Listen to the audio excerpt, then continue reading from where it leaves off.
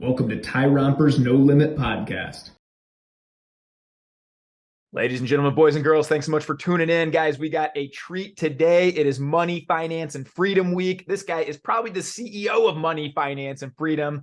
This is a man that's a lifelong learner. He's also an executive coach, a man that's completed an ultra marathon and an Ironman, a man that's made it his mission to help 1 billion, you heard that right, with a B, people grow personally, professionally, and financially.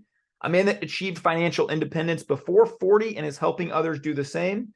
This is a man with 250,000 Twitter followers, came from nowhere a couple years ago. He teaches and inspires us daily. I'm one of those people that learn from him a lot. This is the legend, Mr. Clint Murphy. Welcome to the pod, brother. Wow, welcome. Thank you for having me. That was such a warm introduction. I feel very humbled by it, and I hope I can add some value based on this conversation.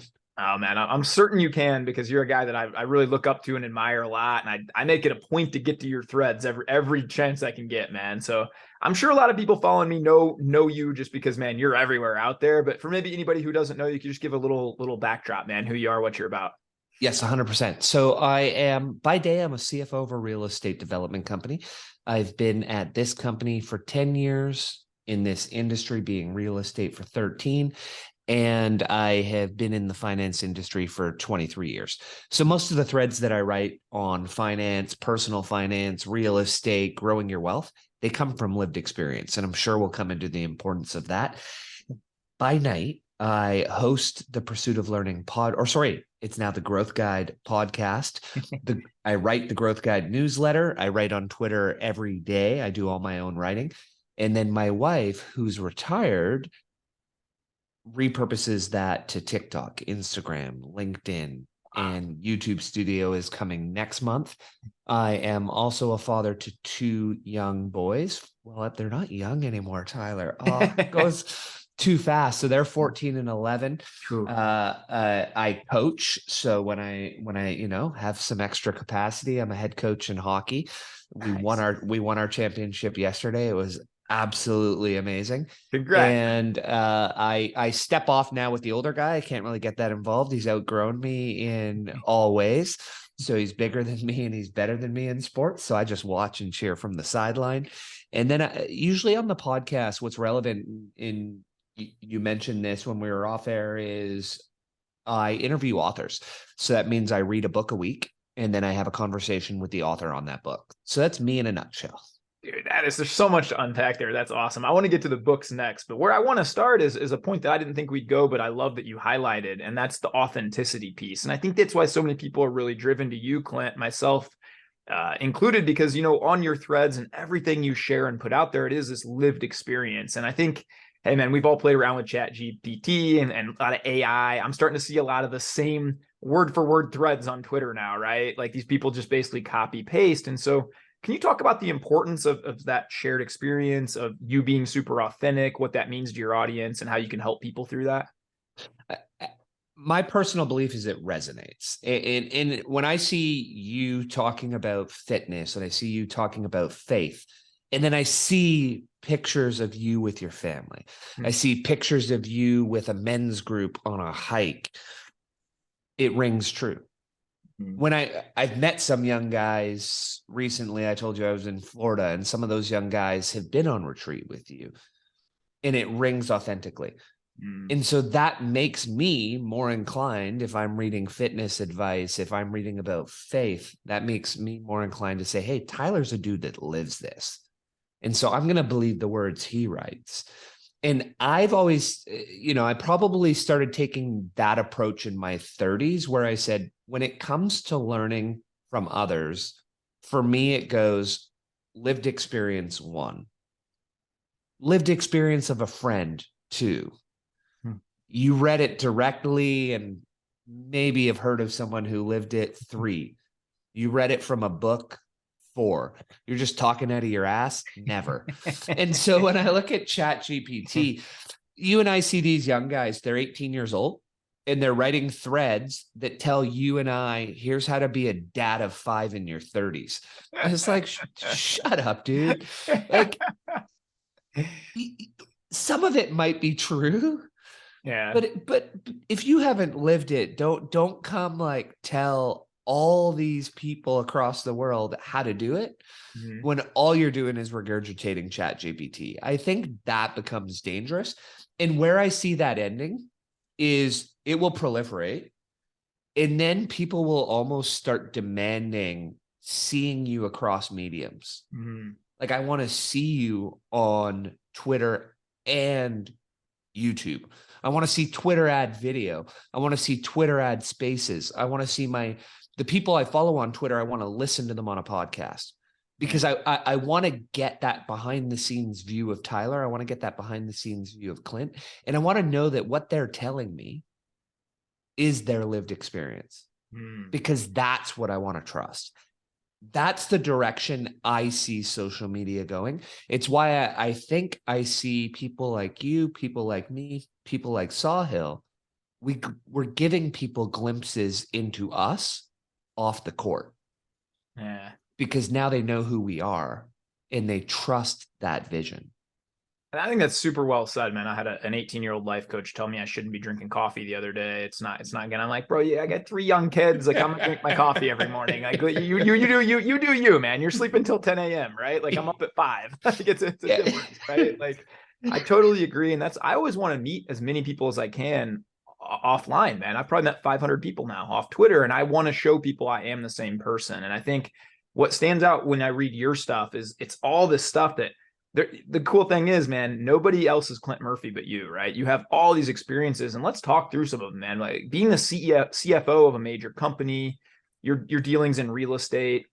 I think you have read 950 books now. You read a book a week every week. I mean, this stuff can't be replicated, right? And so walk us Yeah. through a little bit of your career in finance, kind of your passions behind it, and how you're able to retire by 40. I mean, you never retire, right? I feel like you're a guy who's Yeah, like working, no. but just work Yeah. on things you want to work on, right? Yeah, I'm gonna pivot, and when I pivot, I'll be busier than I am now. I'm gonna write, podcast, public speak, coach and consult, private equity slash VC, and real estate invest. And so I'll be busy, but the difference is I'll start to work for myself, and I won't have anyone else telling me what I'm worth, what my maximum earnings are. It will be unlimited, and it will be determined by what I'm willing to do and how much I'm willing to work. And that's important. That's an important thing in life. And I didn't come to this realization, and then we'll go backwards, but I'll share with you because a guy I think we both mutually respect, Harrison, Save Your Sons. When we were in Florida, he's one of the rare people that takes the same approach to life that I do and views it the same way, which is, let's imagine we are in a simulation. We are in a video game. And the creators of the simulation let it run. In that situation, the system has rules. And when you learn them, you can take advantage of them. You're the person pressing the buttons on the remote control.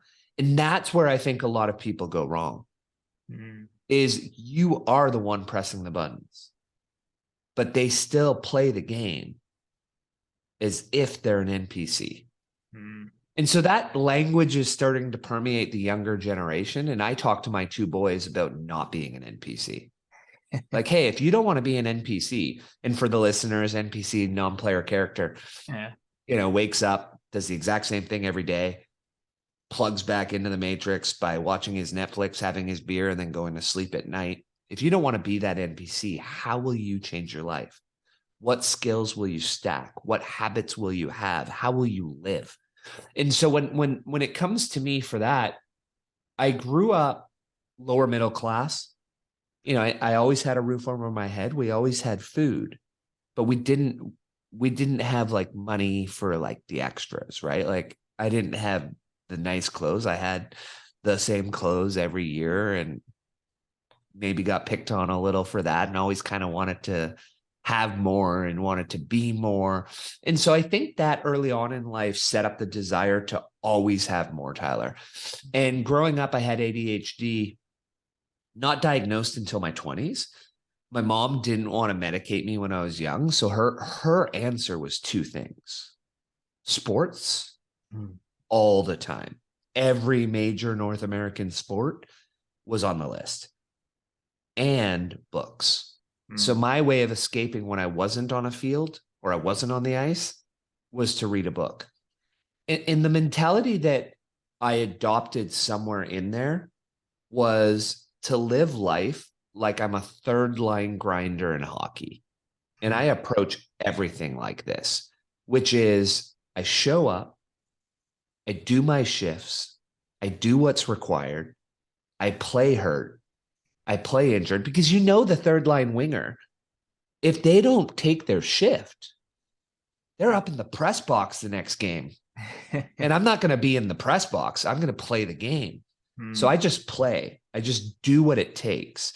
And sometimes that requires more than other times because you're playing through the injury. So that's something that I learned that pushed me to another level. And on the books, it was always my way to escape. So, I mean, that 950 goes back to, reading the Big Red or Animal Farm or Lord of the Flies in grade 8. It goes all the way back. It's tracking every book I've ever read. And I would say probably by the age of 12 or 13, I've read on average 30 books a year for the last 30 years. And so it just added up. And now there were years where that was lean, but now it's 50 books a year. But that's only about 3 years since I started the podcast. With the career, I started college with the goal of being a psychology and English student. Oh, and wow. Then my wife, after a year and a half, said, "Hey, you should do something that'll get a job." She was my girlfriend at the time. I don't think she had faith that I would go that PhD route. I wasn't the greatest student in high school when we started dating.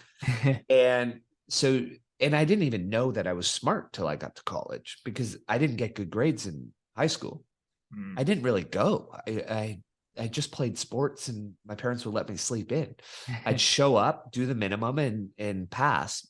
So I ended up going to, like you guys would call it a community college. I couldn't get into the local state university. So I went to the community college. And then when I dropped out, I worked full time, took some accounting courses at night. I'd done accounting in high school, been good at it. I thought, okay, sure, I'll get a job as an accountant. And then after a year, I realized I wanted to get, in Canada at the time, it was called RCA designation, which is you sort of go to the big 4 accounting firms. And I thought, well, that's what I want to do. Dropped out or went back to university. By this time, I had good enough grades in college that I got into one of our top 2 universities in the province, and graduated there, and then went to work for KPMG. So I worked on and off at a big 4 for a decade, met some of my closest friends who are still my closest friends today. So when it comes to building our circle, like these are guys that I've been with for 23 years now as friends. Awesome. And, the levels they're reaching humble me. And so like when you have friends like that, right? I always write this and like, I feel like I have it. They push you, they challenge you, and they support you. When you have friends like that and you do the same for them, where you go in life is astounding. And so that's driven the career. And so I wrote a post yesterday, I think it was 44 things in your career that you need to think about to climb the ladder. And work-life balance was like, ignore it was one of them. Because for you and I, it's not about balance. It's about a couple questions. What do you want? What does it take? And are you willing to do it? So my wife early in this venture said, hey, look, growing up, her parents immigrated here from Hong Kong, had a family restaurant. They were never home. She raised herself. And so she's like, hey, I'm going to be there for our boys. At the time, our kids became our boys. You work. You make us money. I'll support the family. And I was like, all right. I mean, she always had a job. She always made good money. But she was like, you climb the ladder. Whatever that takes, you do it. And so I could go grind. I could go work 60, 70 hours a week, 80 sometimes, and make more money. The downside I learned too late, and I might get emotional on this one. I didn't realize how much I love being with my two boys. And I sacrificed too much of that. Mm. Yeah, I think that's a common thing though, right? And especially when you grow up maybe a little lower middle class, there's this thing in your head where I'm doing this for them, right? Like I'm giving them this life. And I think that's, again, there's seasons where you need to put your head down and grind, man. I'm all about that. When I was transitioning out of the bank, bro, I was working 45 hours a week at the bank and 25 hours a week on my stuff. I mean, it's just the way it was. There's no other way around it. It was to create a life so that now I get to be home a lot more with my kids. But there was a season where dad was there a little bit in the morning and a little bit at night, and we're reading books and on the weekends some, but it was with this bigger vision in mind. So I don't think you can beat yourself up for that. I think it goes back to that perfect question that you asked yourself. And I want to highlight that with everybody is ask yourself who you want to be. What's the cost to get there? And are you willing to pay it? I think if every single Yes. listens to that today and just writes that question down in a journal, because I ask myself this with everything, right? Like, look, I can be 5% body fat if I want, right? The cost to get that is I can't have pizza and ice cream night with my family. That's too high of a cost for me at this season, right? So I think with everything, I'm certain I could make 100K a month if I wanted to, right? The cost is I've got to grind X amount of hours. I've got to, you just have to ask yourself, is the juice worth the squeeze? And if it is, you attack it with everything you have. And so I kind of, man, I want to hit back on what you said a little bit ago too, that the NPC, the Matrix is kind of a documentary, right? Like that's kind of how I feel a little bit, man. And I want to touch on that, what you said, because I think that's very important for people out there that might be listening to this that say, well, Clint, I'm just kind of stuck, man. I live in this kind of middle class environment. I go to work to pay bills. There's not a lot of money left over. I just don't really know what to do. What would you tell a guy like that who's just kind of feels like he's trapped in that rat race, right? And he can't get out. And that's not uncommon. You've worked with a lot of young men. I was in men's group for 2 years. One of them as a leader, and one of the most common things I saw was a lack of purpose. And then you take it a step further, even if there was a purpose, an inability to get goals done. Yeah. So those are the two things we need to focus on. One, and this is for everyone. And again, coming back to the lived experience and what I've seen, I tend to focus in on young men. Without that purpose, they're lost. Like they come into that men's group and you can just see like almost a depression or a wanderlessness or an aimlessness. And it's how do they feel that void? They fill it with doom scrolling, with video games. And not to say those things are horrible, but if that's all you have, that's it. And then you tell you or me, well, I can't get ahead, but I played Elder Scrolls for 6 hours last. Well, okay. You could get ahead if you replaced Elder Scrolls with learning how to copyright, with learning how to be a public speaker, with learning how to be a fitness coach. So that goes to what you said. What does it take? And I wrote down your wording. Who do you want to be? What does it cost? Are you willing to pay the price? That, like, I'm using that forever now, Tyler. That was beautiful. So you look at that and you say to that young person, one, let's figure out your purpose. Let's figure out, and maybe purpose is too big for now, but let's figure out a couple things that you want. And the main thing we're going to focus on with these young people, men or women, the main thing we're going to focus on is building your get shit done muscle. Because until you build that, these big audacious things you and I are talking about, they're off the shelf. They're not happening. Yeah. Like if you can't even, like I've talked to some young guys who are like, I don't even brush my teeth every morning. And I'm like, well, then you're not probably going to finish an Ironman. Like, let's get brushing our teeth every morning when we wake up on the list. Check. And then what we do is I always say, start as small as you possibly can. And there's an exercise I read in a book that was wonderful, and I use it as my example, is 30 days in a row. Pick the smallest thing you possibly can. And it even gives an example, you got a chip on the wall in your bedroom. 30 days in a row. at the exact same time. That's one of the important things. You're going to stare at that for 30 seconds. At the end of that 30 days, you've now taught yourself you are a person who can be consistent. Now we're going to step that up. We're going to do a little bit more of a complicated challenge. It might be, I'm going to walk around the block every morning at 5:30. Or probably the first one would be, I'm going to wake up at 5:30 every morning for 30 days. Then I'm going to walk around the block. And Tyler, people may be like, Clint, you're someone who gets like crazy shit done. Like, this is easy for you to say, but I wasn't, right? My early 30s, I was the type of guy, and this guy who I did all these things, but in my head. I did Ironmans in my head. I did cool shit at work in my head. And then I was a bit out of shape, and I had a friend call me out. And I was like, wait a second, like, I'm not actually doing these things. I was reading a triathlon magazine that night. There was a half Ironman, and I said to my wife, I'm going to do this. Signed up. She was like, yeah, sure. Okay. And that, yeah, sure. Okay, was from a woman who always saw a guy who said he was going to do something and didn't do it.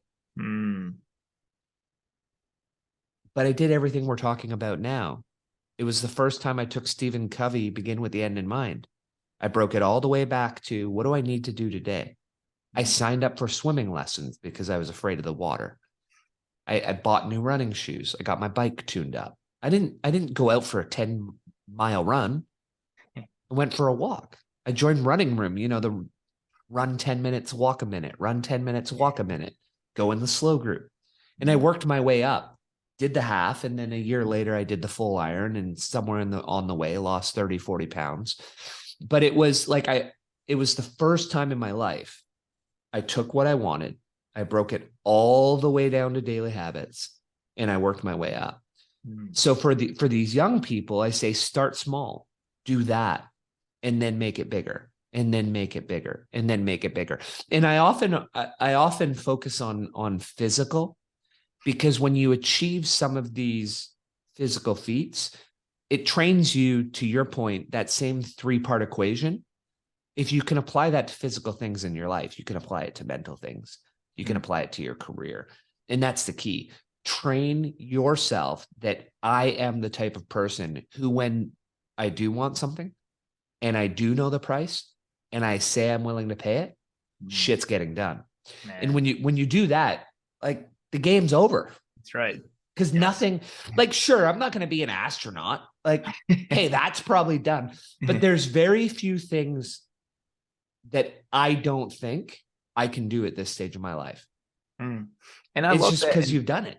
Yeah. And just what, 10 years ago, you weren't that kind of guy. You alluded to, hey, I would promise myself this. And I think this is an important point we can all take away. And even circling back to your, third string hockey player, right? Now you got that mentality. You said that your wife had heard you kind of make promises to yourself. You didn't keep them.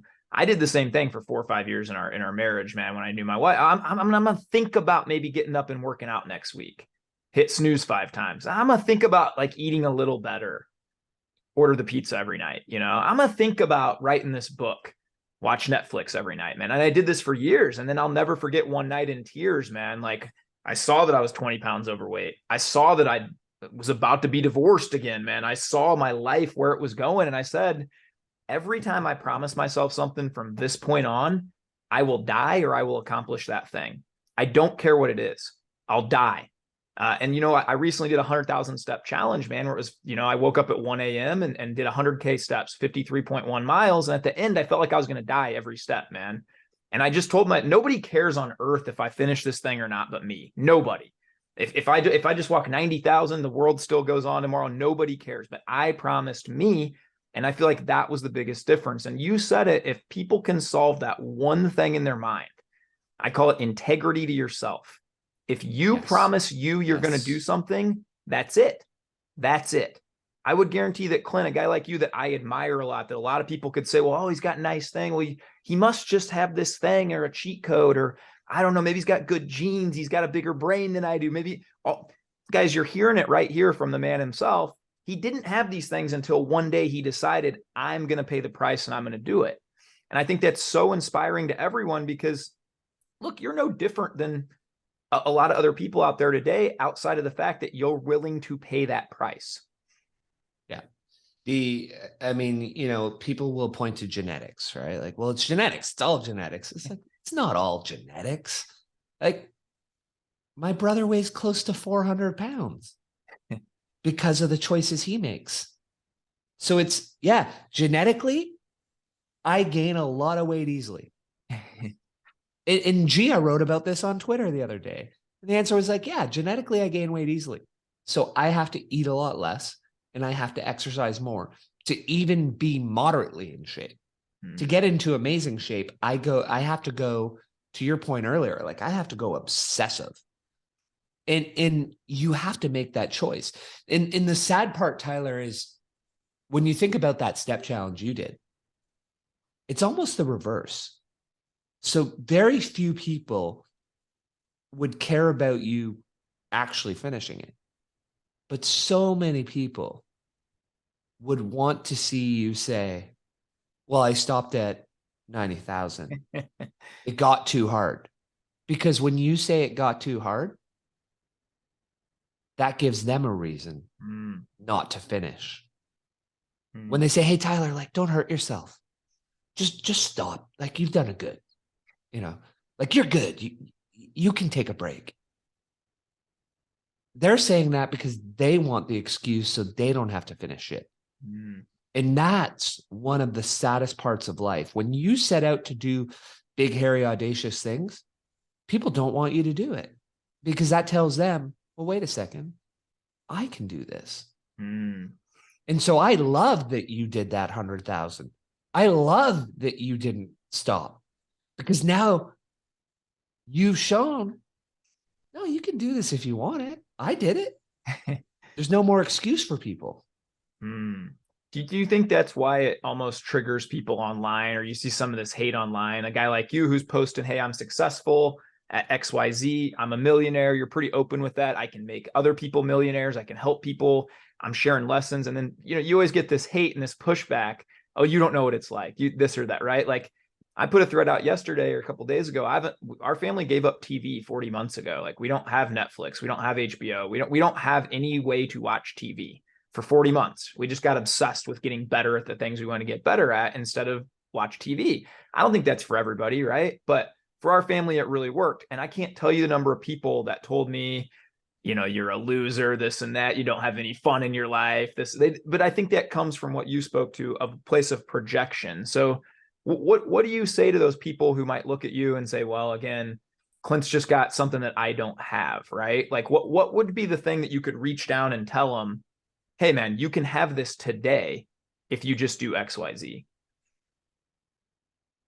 It's always a hard one because there's two things that, the more I've progressed in life, I've thought about. One of them is genetically, I was gifted with a certain amount of intelligence. So even though mom and dad, neither of them had a college degree, mom had a few college classes. No one in the generation above me had ever graduated college. There was a lot of alcoholism.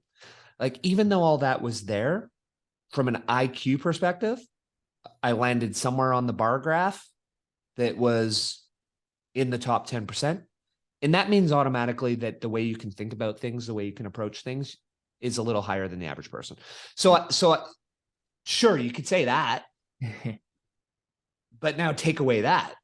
And yeah, I'm a white guy, cis heterosexual. So I got that. So there are, so I look at that and it's like, yep. All true. And then when I did start investing, fair amount of luck. Everything I put my investments into did extremely well. Sure. Tick that box. Now, all that said, I still wasn't getting anything done. Right? Like I was still 32 and not wealthy, not fit, not getting stuff done, like not being the man that I want it to be.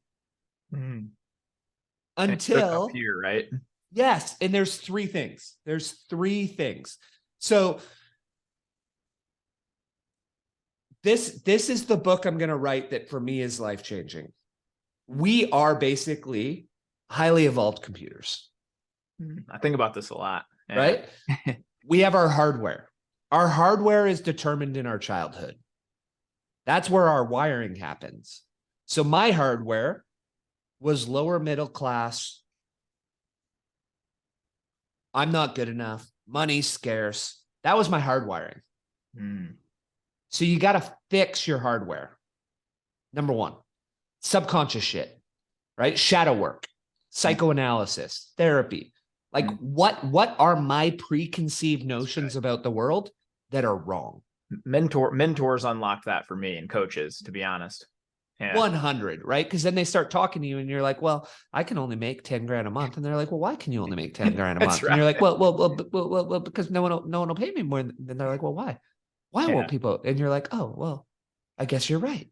And so that's number one, fix your hardware. Number two is your software. And so your software, so hardware is the unconscious thoughts that someone has to bring to the surface because you can't see them. Software you can see, but you can only see it if you audit it and you're mindful and you pay attention. So this is where cognitive behavioral therapy comes in, stoicism, Buddhism, mindfulness, meditation. Is what is the monkey mind saying? And how do I shut it off? Because so I did all of these in the wrong order. I fixed my OS, then I fixed my software, then I fixed my hardware. You got to go I would go the other way if I'm a young person. But so it meant I didn't get to where I wanted to get to until I was 40. And so the software was 35, got fired, kind of worded it like we made a mutual decision. I'm like, no, I got fired, but I reconciled myself to it. Industrial psychologist gave me like 10 books to read. One of them was Cognitive Behavioral Therapy, Feeling Good, the New Mood Therapy, second most recommended book I have on my list. And Thought Auditing. So irrational thought, write it down. Beside it, write 5 logical thoughts, look at them, come back 10 minutes later, choose the right one. You start to realize your brain don't listen to it. That's right. Like, amen. Your wife didn't say load the dishwasher because she thinks you're an ugly fat guy. She said load the dishwasher because she's like needs some help around the house and wants you to load the dishwasher. Like, that's it. Yes. So you shut off that voice. Now your software is fixed, because what you can do is now you make almost all decisions in your life from a place of logic and from a place of rationality, as opposed to listening to your monkey mind that 90% of the time is wrong or more. That's so true. Metacognition. You think about the way you think and you audit those, and you can choose where you want to put your next direction. You combine that kind of with what you said earlier about thinking about where you want your life to go and reverse engineering that back. And then you start to consciously just make decisions, whether you feel like it or not. I didn't feel like getting up and go to the gym this morning, to be perfectly honest. I did not feel like it. I know that I will feel better after. I know that's good for me, so I go. You might not feel like grinding at 9 o'clock at night after a 12-hour workday and that kids go to bed, but Clint knows, I know where I want to get to in life. This is going to take me there. I'm going to do it. It doesn't matter if I feel like it, right? And I think that's such a powerful, powerful thing for people to realize. Dude, guys like you, they don't always feel like doing the things that you do to complete an Ironman, to do the things that you've done, but you just get up and do them because you have a long-term vision and you think about the way you think. And I think that's so powerful, man. And, one other quick note I wrote down that I want to hit on is, I think this privilege thing, oh, I'm a white cis male, I'm this or that, right? I think that's a big talking point today. But look, Clint, if I'm honest, until I was 17 years old, I want to be an NBA basketball player. I am 5'10". I am white. I was pretty good for a 5'10" white kid. I was all conference, right? But it hit me about 17 when I started playing with these other guys. Dude, I'm going to jump. They've already come down. They jumped up again. I genetically could not compete. Yeah. Now I could sit here every day and say, man, LeBron James is really privileged. He's 6'8", he's 260. He can jump out of the gym. It ain't fair. It's not fair. Or I can say, let me find my unique gifts. Let me ask myself these questions, what my passion is, where I want to go, what I'm actually naturally great at too, right? And I feel like you found that in the finance world, in the writing world, podcasting world, wherever you're at, Like maybe at some point you want to be a professional hockey player, right? But maybe you just couldn't get there, right? But you have things in you that make you tick, that give you that passion piece that you talked about before. And you find those things, and then it almost doesn't feel like work when you're passionate about what you're doing, You absolutely. And I qualify it because I know people who are watching are going to say, will you this, therefore that. And it's like, okay, let's take it off the table. It's like B Rabbit when he got up on the stage and he's like, I know what you're going to say, so I'm just going to get it all out there. What a great and then I'm going to go. And I showed my kids that scene because I'm like, hey, here you go. Right. And like you, my kids aren't white. Right. Like my wife is Chinese. My boys don't look white.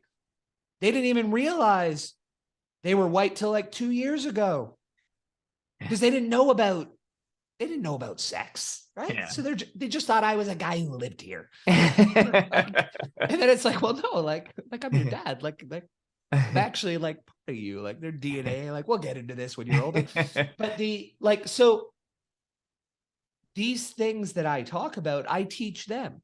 And sure, you might say they don't have the same opportunity I would have had because of what I look like, but they're going to do fine. Because at the end of the day, they're like, we have to focus on, to your point, what we can control. Right. And so even if you don't have the same privilege as that other person, even if you've got some visible limiting factors, all you can control are the things we're talking about. That's right. And it may mean that you don't get the same opportunity as Tina or Ted, but you have to maximize your opportunity. And so many people focus on the limiter, not them. It's easier. It's easier. Right? Yeah, it's easier to blame society. Yeah, it's easier to blame the system. That's right. It's easier to blame you and me.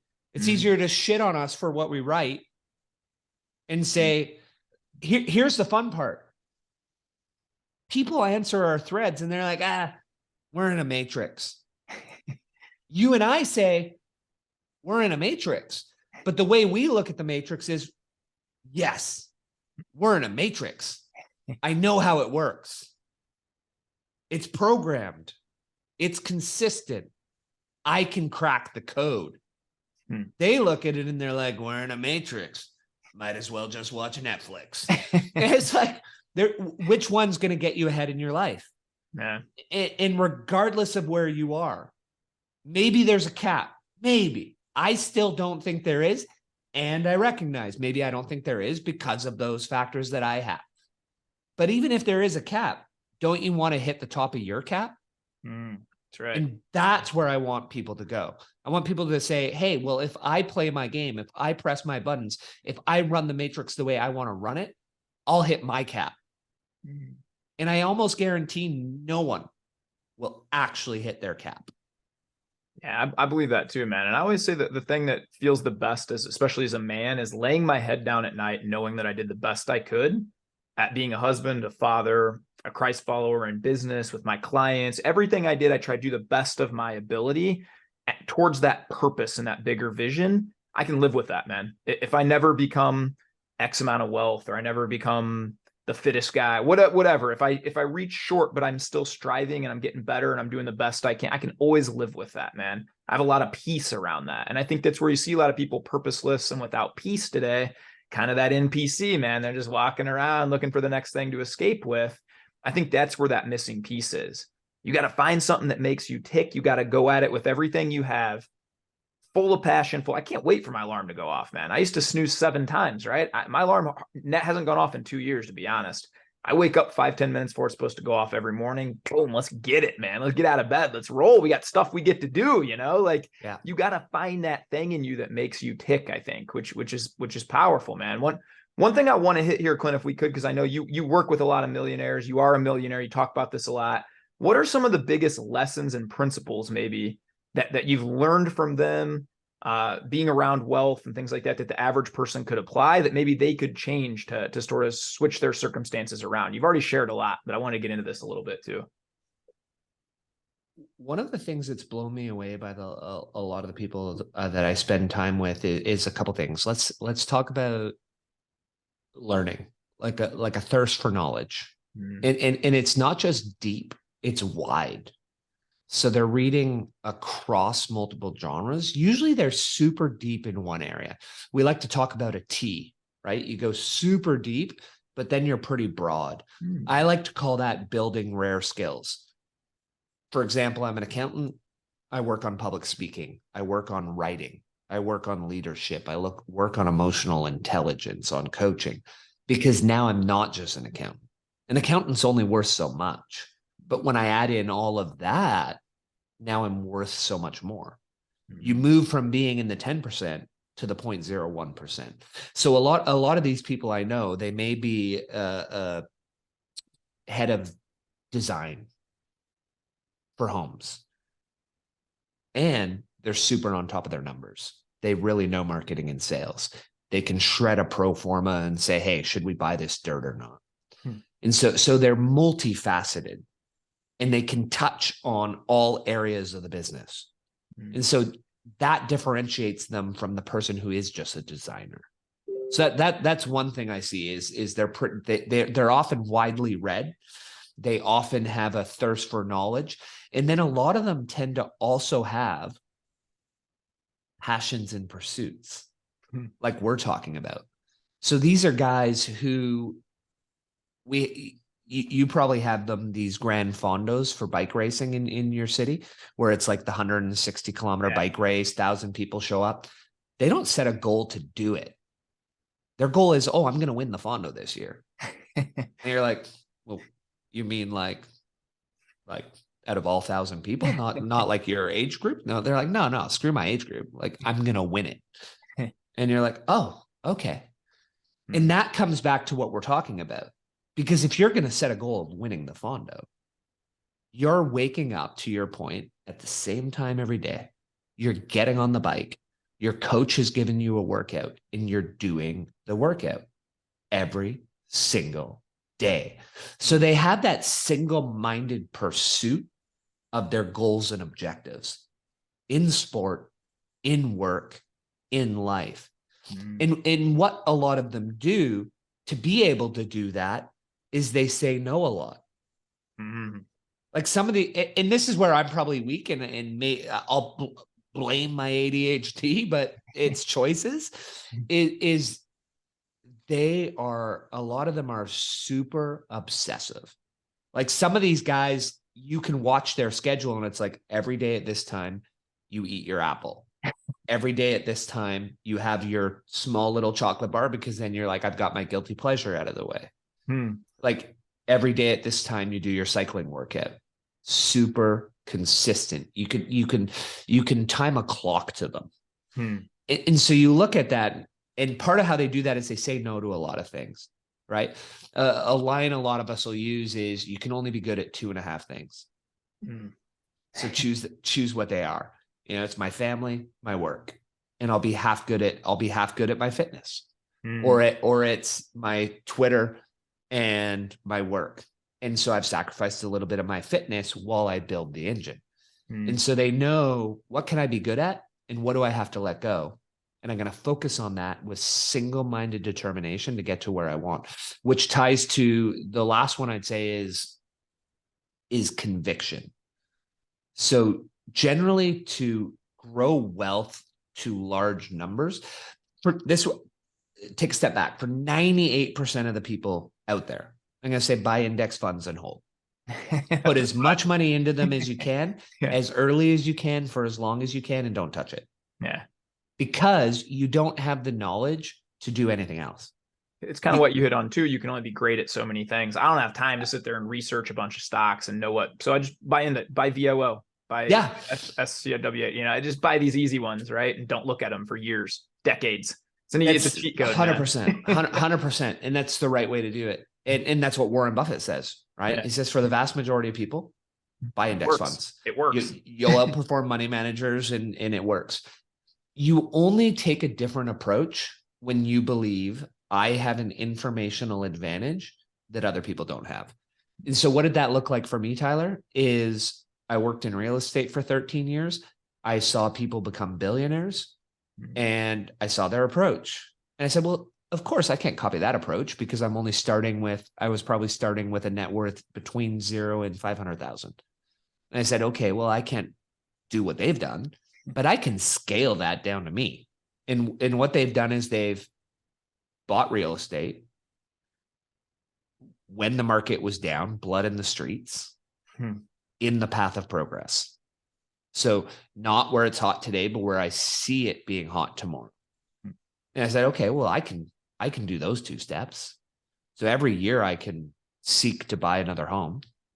And when the market gets ugly, I'll go deep. And it's easy to say. Yeah, it's harder to do, right? Harder to do. And I backed that up in 2019. The market was down here. It was a rough spot. And we ended up buying 4 places. Nice. And then they were all pre-sales, so they weren't going to come online until 2021 or 2022. So I had time to save the money needed. And then we got insanely lucky. COVID came, real estate went through the roof, and turned out that was the right play. Now, so there was that luck part, but people get lucky that show up though too, right? Yeah, like it's easy to say you got lucky, right? Yeah, you had to have the conviction to buy the 4 houses. That's and right. It's not like we didn't already have three or four in the portfolio. So we added to it. And then since then we've added to it. So we had a plan and we did it. And yes, we got lucky, but it wasn't luck because yes, there was luck. And there was a thinking process that said, we're in a place that's consistently voted one of the top 5 cities to live in the world. Repeatedly voted number 1 until affordability took it down the list a little because people are like, it's too expensive. It's still one of the most beautiful cities. It still has. Are you in Vancouver? I'm in Vancouver. I knew it was Vancouver. I've been to Vancouver. Oceans, Vancouver Winter Olympics. Yeah, you get it, right? Great city, man. It's so awesome. Yeah. Yeah. So people want to move here. They want to live here. And our country has high immigration. So and we're constrained. There's mountains, there's oceans, there's the US border. And there's only so much labor. So we probably need 40,000 homes a year to get price to equilibrium. We build 20. Makes sense. Right? So price just keeps going up and people are like, well, why? I don't get it. And it's like, well, because we don't build enough homes. Like, it's pretty simple. Like, build more homes, they'll be worth less. But we don't. So you keep buying. So you look at that, Tyler, and the people that I've seen that have achieved wealth on large scales, single-minded in their pursuit and very little diversification. They're like, I'm going to invest in real estate, or I'm going to invest. A lot of them, the investment is them, right? Like, I'm going to be a partner at KPMG, but I'm not going to be a partner. I'm going to be the managing partner of KPMG Canada. And what does that take? What does it take to be the number 1 guy in the country? Oh, okay. Well, if you're willing to put that in, you're going to do well. And so they focus to a high extent the equation: earn more, spend less, invest the rest. For most of us, the invest the rest is going to be index funds. So we know what we're going to get. We're going to get 8 to 10% a year. Great. That's good. You double every 9 years. Number 2, spend less. Okay. We can lower our spending. And there's only so much you can lower your spending. You can't get to 0. You got even the most frugal families live on 25 to 30 grand. Yeah, you got to live, man. and you and I, you got to live. You got to have some joy. So bring that number to whatever you want it to be. So the number 1 thing in the equation you can impact, and this is the entire conversation you and I have had, is your earnings. Your earnings are unlimited. That's right. Like, you and I, we make money on the internet. Like, it's wild, man. I still pinch myself every day. Yeah. And like, people are like, oh, well, you this or you that. Like, when I was in Florida, I was talking to 3 23-year-olds. 2 of them dropped out of college to start their business. And you know these guys. Jack and Gabe, shout out. Yeah. Shout out to them. And they'll do $1 million this year, man. $1 million in revenue. That's right. A great guy. And they're 23 years old. Yep. and they have a plan to get to 10. And the feedback I gave them and the other guys gave them was, you are thinking too small. The three of you, what you're learning is 100 million a year, because it's not just fitness. You're learning programs, systems, marketing, sales, customer generation. Go down the list, build the fitness business, hire a manager, let them run it. You built it. You've built the system. It doesn't need you in it anymore. Brand one. Now take that and let's go to education. Let's go to this. Let's go to that. And just keep building businesses, not one thing. That's a business. In the portfolio of brands, build out the portfolio, and those three have potential to be Twitter billionaires. Great. And they're 23 years old. They're great. So guys. like, how do you have excuses when they are doing that? So, dude, I had a girl on the podcast, 16 years old. She's made 90K on Instagram and Twitter on Nidhi Saran. She's 16, dude. She just taught herself how to do a few of these things and started growing on social media. 90K. She's going to go to college worth $250,000 here in a couple, in a year or so. It's insane, man. We live in such a great time where we have so many tools available to us. And it blows my mind, to be honest, that people just watch Netflix 6 hours a day, man, and just zone out, because it's so fun to learn and do these things you're passionate about, man. Clint, I could talk to you for hours, brother. I could keep going on, but I'm going to have to wrap up here. I always wrap up with rapid fire questions. Can I fire you off 5 quick questions? You give me your first thought on these, man. And I appreciate you coming on. And guys, I wanted to get more into Clint's coaching business and whatnot too. I'm going to link everything Clint does below. I hope you can see the value in this guy's mind and his just the way he thinks about things. He's a fantastic follow on all socials. More than that, reach out to him if you need coaching, executive coaching, things like that. This guy is amazing. So I'll link everything he does below. All right, man. Rapid fire questions. I know you've read a bunch of books. What's the most impactful book of all time that you've read? 7 Habits of Highly Effective People. If you live those 7 habits, legitimately life changes. Yeah, you can't lose, man. I was interested in this. What's the hardest thing you've ever done or overcome? I wondered if it was the Ironman or what it would be. The ultra marathon, I feel like, was 10 times harder than the Ironman. So the Ironman, you swim. If you get out of the water, you ride the bike for 180 kilometers. So yeah, that's hard, but you're kind of like laid over in the triathlon bike position. So it's a bit relaxing. And then you jog a marathon. If you're going to race it, an Ironman would probably be deadly. If you're just going to finish one, not that bad. The ultra marathon though, this time you get this because of the 100,000 step challenge. It's just a sheer amount of time on your legs. Yeah. And somewhere in there, my body shut off. And so I walked 15 kilometers. Is that 100 miles? Yeah, mine was 50 miles. So 80 kilometers. And somewhere in there, I walked about 10 miles. Like my body broke down. You're talking about being at mile 40 and then realizing I have 10 miles to go. That is wild to think about. Yeah. Well, it was mile 25 where it shut down. I finished the first marathon in 4 hours. I was like, oh, this is a good pace. I'm kicking ass. I'll be done in 8 hours. This is nuts. And then I stopped to, I was walking through an aid station, taking my drink and my Coke, grabbing a, little bagel bite or whatever. And I went to start running again. And it was like, no. Your body's like, not now. Yeah. Cool. It was like, we're done. So then you just had to keep going. I just had to walk until I could run again. And then I ran one more step. That applies to life, man. There's certain days you can't sprint, you jog. Certain days you can't jog, you walk. Certain days you can't walk, you freaking crawl. You just keep going, right? You just keep going forward, man. I'm going to write that as a tweet. Fire it off, my man. Fire it off. What's the biggest myth you think in personal finance, or the biggest, most common mistake or biggest myth? Steve Adcock and I agree on this one. People who say you can only be rich if you were born rich. Yeah, it's common misconceptions. 94%, right? Or 93% of millionaires did not inherit it. They are self-made, right? Yeah.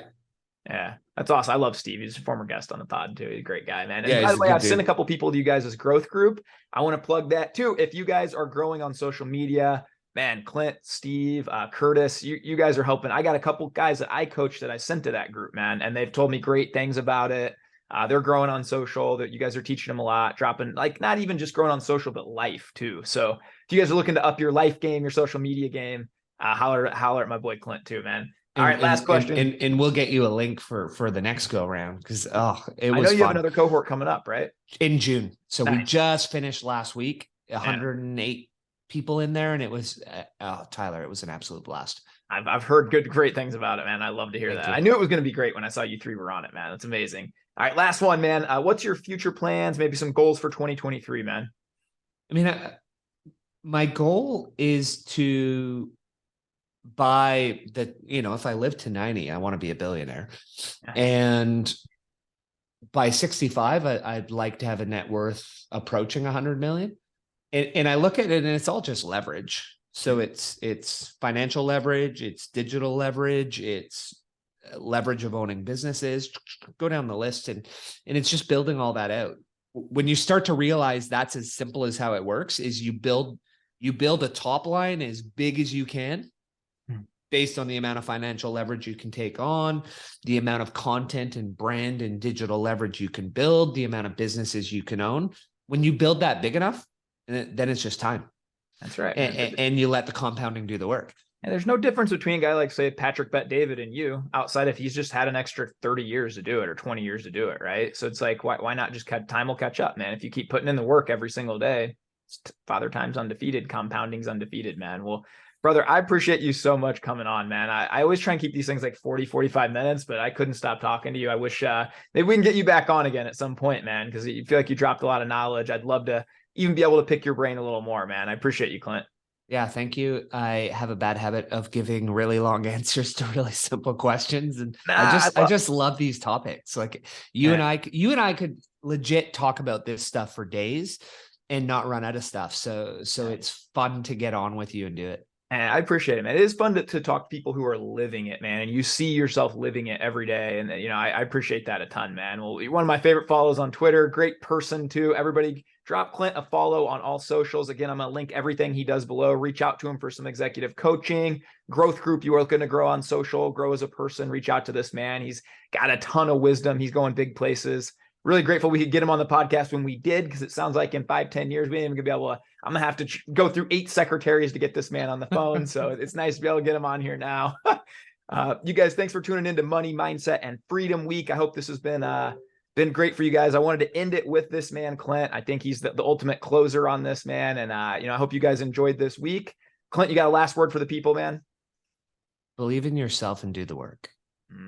Amen. Let's end with that one, man. You guys go have the greatest day of your life. Be kind to yourself. Be kind to others. Let's go change the world, baby. Have a great one. Thanks.